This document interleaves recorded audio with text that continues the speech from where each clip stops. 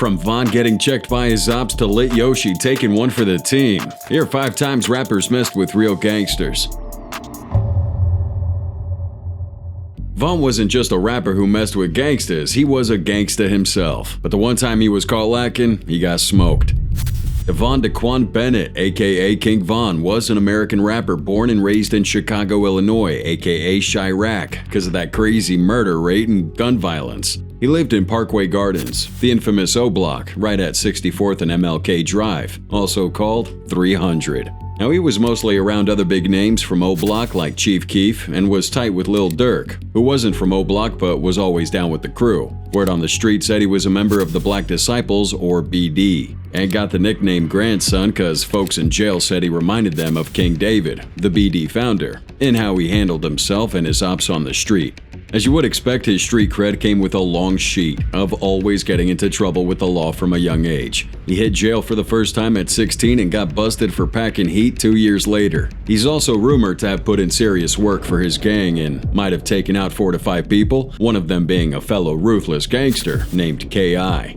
April 11th, 2014, 17-year-old Gakira K.I. Barnes, a rumored Gangster Disciple member, and 2 others she was with, got dropped by some dude in a gray hoodie and blue jeans. And for context, K.I. was a hitter on her own. She started off as a good kid, trying to secure an education, but was surrounded by that gang life that turned her fortune around. She clowned her enemies on social media and gained a following while doing it. And after her brother, Taquan Tyler, got killed in 2012, she went hard, seeking payback, wanting a body for a body. She was rumored to be involved in multiple killings and over 20 shootings, but when her mom asked her about all the street talk, she denied it all. Von got questioned about K.I.'s death but never got charged. I mean, this dude was so clean, cops had multiple witnesses identifying him as the shooter and still couldn't pin it on him because they were lacking evidence. Von's motion was priceless, but the next hit he took was the that got him taken out.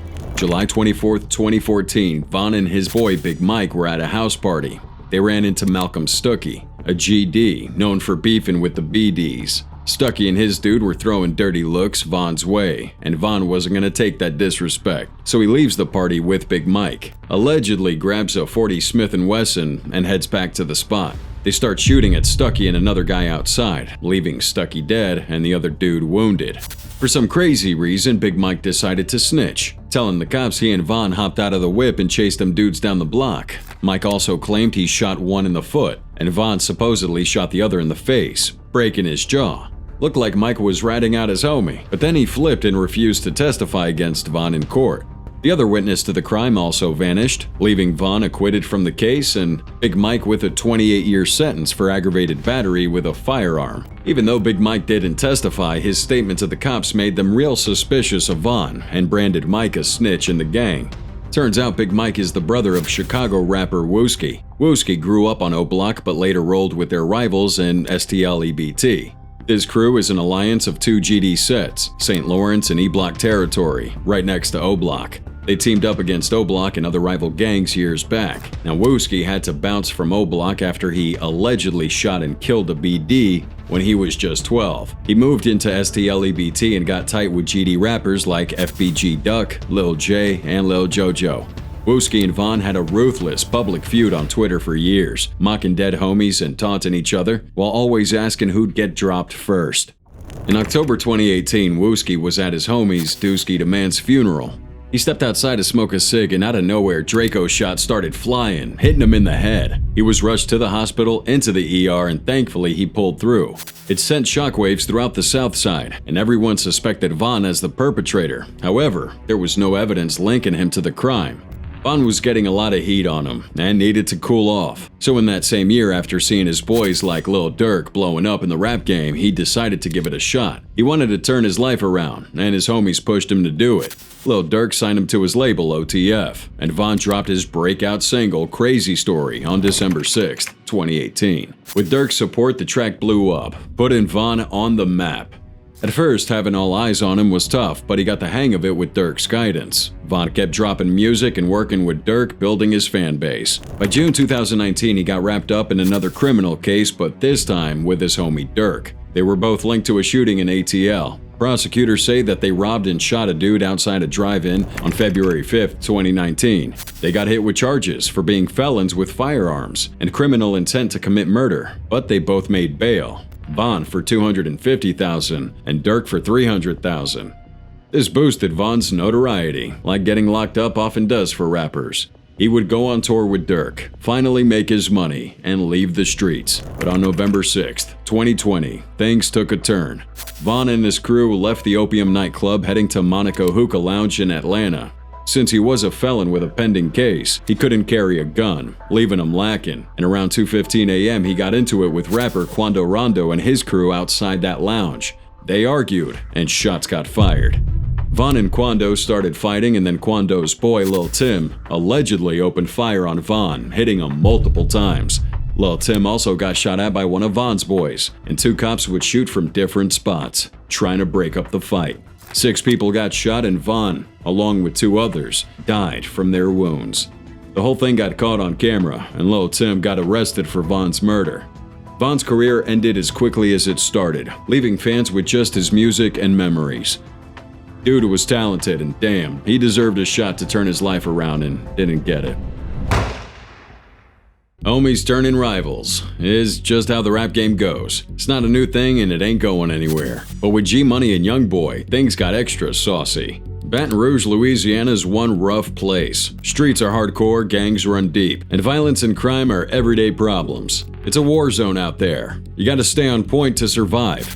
G Money, real name Garrett Burton, used to have NBA Youngboy's back. Being 4 years older, he would show Youngboy the ropes, before Youngboy blew up into the star he is now.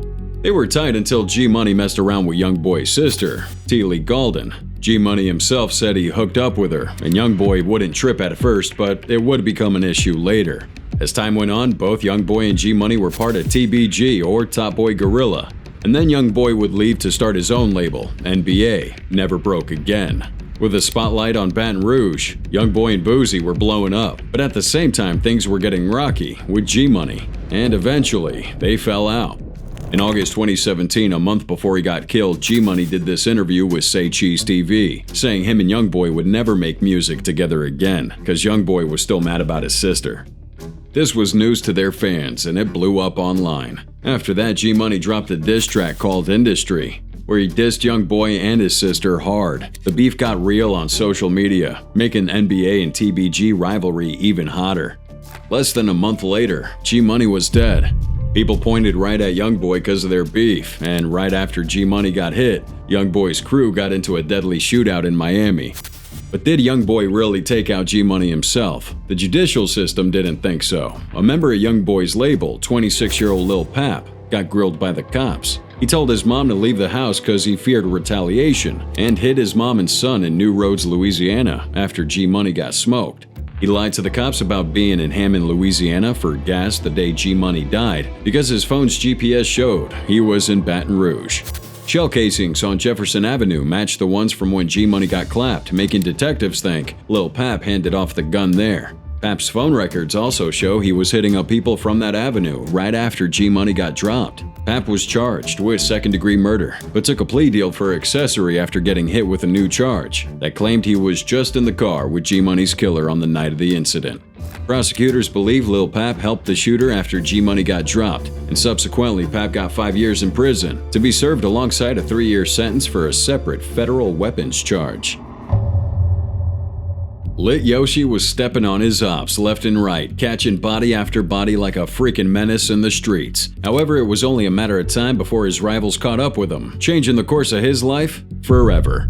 You see, lately, Louisiana has been making headlines in recent years for boasting some incredible talents in the rap game. Other times, though, they're making the news for some serious street beef and gun violence. Now there's a war out there between the Top Boy Gorillas, aka TBG, Bottom Boy Gorillas, also known as BBG, and Young Boys Never Broke Again, simply called NBA. These 3 gangs have covered the streets with blood, leaving multiple households mourning their sons and daughters. But the one man who has played a crucial role in all of it is Lit Yoshi. Yoshi represents TBG, and like we already said, he's got the body count to back up his street cred. His main rival was BBG, but after the death of TBG G-Money in 2017, all that changed. So we had Young Boy and G-Money fighting, and everyone thought Young Boy ordered the hit. The speculation later confirmed that Lil Pap was eventually indicted for the murder. But something you should know at that time is that G-Money was the face of TBG as the biggest rapper and #1 hood dude. So after he got taken out, another rapper and main leader of the group, Fredo Bang, was supposed to step up and take care of business, but he also got caught up in some legal issues, leaving the youngin' Lit Yoshi to carry the gang on his back and avenge G-Money's death. NBA and BBG knew Yoshi was a hitter, but they never saw him as a threat given he didn't have any trophy kills. However, they were wrong, and let's bring you up to speed why that's so. April 6th, 2020, Lit Yoshi and another TBG associate went out to smoke NBA Lil Pap in a parking lot around Baton Rouge. Yoshi was caught in 4K offloading shells in one direction, however all the shells missed Lil Pap and he made it out alive. Just a few months later, on the 4th of July, Yoshi and another TBG member, probably the assailant from the April shooting, pulled up to Greenwell Springs Road in a silver Ford F-150 for a drive-by. They opened fire on 2 adults and 2 minors, pulling into an apartment complex in their vehicle. The occupants of that vehicle got injured in the process, but again, no one lost their lives. In short, this dude was terrorizing the city and putting pressure on his ops no matter the collateral damage. On top of that, he was keeping it P with the music and dissing ops on IG Live. He dissed BBG Baby Joe, who narrowly escaped after being shot in the head. BBG Tyler and hood legend Boozy Badass, who he accused of switching up on TBG just like NBA Youngboy. And while he was dealing with his ops, he was releasing bangers like First Day Out, Blastin', and again with TBG boss Fredo Bang. I mean, if you listen to these songs, you'd know that Lit Yoshi had some talent to be a bona fide threat in the rap game. Nonetheless, the street life ripped him away from amounting to anything in the industry, as he kept fighting one legal battle after another, until it all blew up in his face and got serious. Lit Yoshi's reckless actions led law enforcement right to him. Nearby surveillance identified his vehicle, allowing detectives to track the rental company and find out it was rented by Yoshi's girl. Detectives then busted Yoshi's apartment, only to find him inside the same vehicle chillin'. Upon searching that vehicle, they found 2 burners, with one of them matching ballistics found at a different crime scene we'll talk about in a moment. At the same time, it gets worse for him when they match his car rental information to another video surveillance footage captured at the April 6th incident. Again, Yoshi's clothes found at the residence matched those worn at the July 2020 apartment shooting. And if all these weren't evidence enough to lock him up, a third and final video, this time captured by someone within his crew, was released to the cops. This video showed Yoshi with a chopper in a car around Miami, a few minutes before NBA Youngboy and his girlfriend were the target of a shooting at Sunny Isles Beach. This led cops to believe Yoshi was part of that crew that rolled up on Youngboy, injuring his girlfriend, grazing a minor, and ending the life of the innocent bystander. At this point, there was no escape for Yoshi, and word on the street is that the ops pulled the strings that led cops to bring him down. He was hit with 7 attempted murder charges among others, and his bail was set at a whopping $1.82 million. He posted that up and is now back on the street, but most of his motion has been cut off due to the court restrictions he'd been placed on. Nonetheless, the things he did left his ops shocked to their knees, cause they just never saw it coming. He took out some big hitters, including NBA Dump, a close friend of Youngboy. He's been silent since the fall of 2023, and we, just like his ops, are waiting to see how the rest of his story unfolds.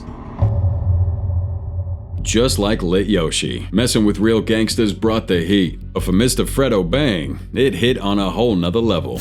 Frederick Givens II, known by his stage name, Fredo Bang, is one of those rappers on the come-up, making waves in the hood. Growing up in uptown Southside Baton Rouge, Louisiana, he was facing problems with his mom and pops at a young age, but hustling was always embedded in his DNA.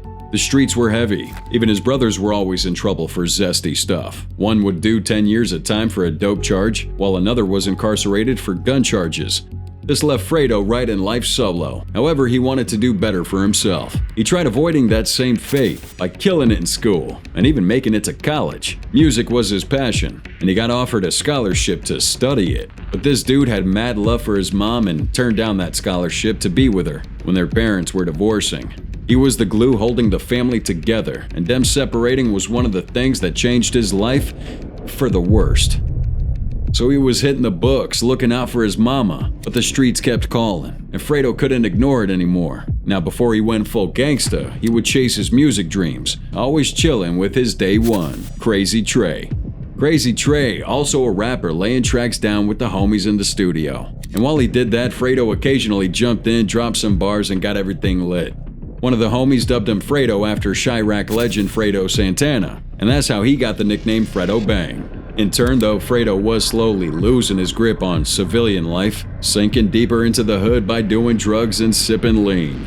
Subsequently, all that hood drama got him in some near-deadly situations, like the time he got jumped, shot at, had bullets whiz by his ear, and got a scar over his right eye from fighting ops. Fredo Bang was making a name for himself on the streets while hanging out with TBG, most especially his childhood homie turned brother, Real G Money. Well, they met back in elementary school and reconnected again around 5th grade. Remember Crazy Trey? Well, you should know that G used to rap at his home studio, and him and Fredo started vibing more as they all chilled there. They dropped tracks like Easy with Lil Issue and Kevin F, and their solo single Yeah Yeah after G's demise. But more on that later on. Everything was splendid until Fredo's life flipped the moment he was charged with second-degree battery. He got into a fight with ops and ended up breaking the dude's nose. Charges were pressed and Fredo's dreams of getting an education got thrown out the window. But here's the thing, immediately after he was done doing the time for that conviction, his day one homie, Crazy Trey, got smoked. March 28, 2014, 16-year-old Nakadron Williams offloaded his strap murking 3 people and injuring 2 at a birthday party in Baton Rouge, and one of them just so happened to be DeAndre Claiborne, aka Cray Trey. Now Cray's death was tragic, but it did bring Fredo and G together. The duo became really tight as they held it down for TBG. Fredo, already out of college, focused on his music and the streets. However, his time as a free man didn't last long, as just a year later, he was indicted on a second criminal case, but this time, it would be an attempted murder charge for a shooting he carried out in 2015. The shooting was a result of some beef he had with his ops, and at the time, the Bang Man was a name his ops didn't mess with cause Fredo was ready to throw it down with them dudes and they mamas. He once got into it with rapper Luis Badass, cause Badass snitched on his cousin. Fredo then turned up to Badass's home to throw hands with him, but Badass and his entire apartment complex came out to fight Fredo. Fredo then ran towards his car, pulled out his strap, and started firing in the air, and everyone started busting, but no one got smoked or sustained any injuries. But just like he did before, Luis Badass and his mom this time ratted Fredo to the cops, leading to his arrest. Fredo was locked up at East Baton Rouge Parish Prison with a $70,000 bond, but TBG came through for him and paid the fee. In just 16 days, he was back in prison though for possessing a stolen firearm, used to carry out 5 different shootings. A shawty was stalking Fredo who pulled up to him at the studio. This caused an argument and Fredo kicked that shawty out, and instead of taking that L, she called the cops on him, and that's how the gun was found. So, now he had 2 different criminal charges pending, and he was looking to do at least 40 years for both. Luckily for him though, Badass and his mom dropped their charges, but prosecutors still held him for 2.5 years, while he would fight for freedom. Now once he did get that freedom, everything and everyone had changed, leading him down a deeper path in the way of the streets. And by the time Fredo got out, Luis Badass had been smoked, and G Money, well, G was also gone. We're not going to go over that again because you already know what happened, but the point was, G's death, along with Crazy's, made Fredo lose his sanity to some degree. He wanted everyone to feel the pain he felt, the pain of losing 2 of your day ones. He got G tatted on him and dropped a track, In the Name of G, repping his bro. But at the same time, he vowed G's death wouldn't go unanswered, and Fredo was really a man of his word. Bodies started dropping from NBA, while TBG's top shooter Lit Yoshi stepped up, targeting Lil Pap and nearly taking his life. Boulevard Quick, another hitter for TBG, was rumored to have taken out YB's homie, Dumb, and even disrespected YB's mom online. But NBA would fire back by taking him out. It was a turf war and everyone stayed strapped. While both sides lost their homies, YB and Fredo continued taking jabs at each other online. Fredo was also indicted on the raid that left Lit Yoshi fighting for freedom till today. But in November 2021, he was cleared from the case, allowing him to go back to his initial dream of becoming a rapper and keeping the street stuff behind. He moved to Miami where he inked a solid deal with Def Jam, allowing him to release graceful tracks. He might be out of Louisiana, but that doesn't mean he's completely safe. He messed with some real gangsters and came out alive. RIP to his brothers, but he still got a long way to go. The deaths of Biggie and Tupac will remain a mystery in the world of hip-hop. But these tragedies are often attributed to one thing: the East Coast-West Coast rivalry. 1993, Biggie met Pac on the set of Poetic Justice in LA. Pac was playing Party and Bullshit on repeat, which had Biggie feeling good because it was his first single. Now at the time, Pac was already a big name, so Biggie was hyped about this. They kicked it up at Pac's crib, smoking and chilling, while Pac mentored Biggie to some degree, giving him solid advice on the rap game. However, their teacher-student vibe didn't last long, as it later morphed into, arguably, the biggest beef in hip-hop history. Before this, though, Biggie and Pac hung out quite often. They freestyled together at the '93 Budweiser Superfest at Madison Square, and at one point, Biggie even wanted Pac to be his manager, though Pac declined it. Their relationship was solid, and they were locked in, until one tragic incident changed it all. November 30th, 1994. Tupac rolls up to Times Square Quad Recording Studios in New York. He's about to head upstairs where Biggie and Puff are chilling, but before he could, he gets ambushed in the lobby, shot 5 times. He makes it through this, and he thinks Biggie has something to do with it. The beef came from Tupac thinking that Biggie knew about the setup, since Biggie's boy Lil Sean was the one who invited him to the studio in the first place. And while that's never been confirmed, it's what Pac believed, and he ran with it. A year later, after serving time for a sexual assault conviction, Pac signed with Death Row Records, owned by the shady kingpin Suge Knight. And it just so happened that Suge also had beef with Puff Daddy, thereby cementing the rivalry between Knight's label and Combs' Bad Boy Records. The two were on opposite ends, and Pac took every chance he could to trash Bad Boy. While Biggie really didn't care. You see, for him it was all talk, but for Pac, it was much deeper. After Biggie dropped Who Shot Ya?, a song Pac believed was confirmation for Biggie's involvement in that '94 shooting, he went on to say in this interview with Sway that Biggie's whole style was a rip-off from his. You see, another underlying factor here is which side actually started the hardcore style of gangsta rap that blew up and made cash. We had West Coast legends like Shakur, Dr. Dre, and Snoop Dogg, but we also had East Coast heavyweights like Wu-Tang and Mobb Deep, selling millions of albums in a few years using that genre of music. And this beef would turn deadly when East and West rappers were accusing each other of pulling out weapons backstage at the 1996 Soul Train Award show. The drama hit peak when Shakur dropped a track claiming he smashed Biggie Smalls' wife, Faith Evans, who was pregnant at the time. There was no proof to support that, but Tupac's death was a result of his beef with Biggie and Bad Boy, and in turn, Biggie himself wasn't safe. On March 9, 1997, Biggie was at Vibe magazine's post-Soul Train Awards party. Just before 1 a.m., Biggie and Puff bounced out of that party. They seemed in good spirits, even stopping to take pics with fans outside. Puff and his crew of bodyguards then jumped into a Suburban and took off. However, Biggie, Little Caesar from Junior Mafia, and their bodyguards stayed back, bumping Biggie's new album in their ride. After a few minutes, the bodyguard goes north towards Hollywood Hills, but when they're stopped at a red light on Wilshire Boulevard, an unidentified whip pulls up on the passenger side and starts busting shots from the driver's side window, hitting Biggie. They rushed him to Cedars-Sinai Medical Center, but he was dead. Now, friendship in hip-hop? It's rare, man. The music biz doesn't really let friendships last. For every Lil Wayne and 2 Chainz, you have at least 2 Young Thugs and Rich Homie Quan situations. Just take a look at the rappers in this video. The game brought them together, and then ripped them apart. Misunderstanding and jealousy did them dirty, sparking rivalry and costing them their lives. Just imagine if Biggie actually convinced Pac he wasn't behind it, or if Real G Money never made fun of Bash and YB's sister. Where would they all be in 2024? It's crazy to think, right?